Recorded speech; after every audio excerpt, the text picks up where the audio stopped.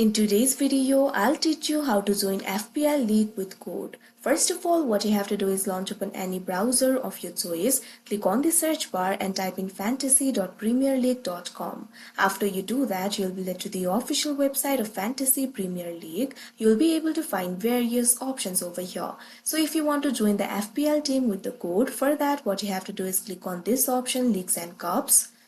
Now once you do that, you'll be led to the Leagues and Cups interface. Make sure Leagues option is selected. Over here, you'll be able to find the option for Join a League, Create a League, Renew your league. Simply click on this option, Join a League.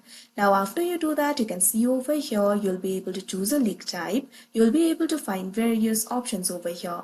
Invitational, Public. Make sure to click on this option, Join Invitational League and Cup. Now once you do that, you'll be able to join the league with a code. What you have to do is simply enter the league code over here. Click on this field.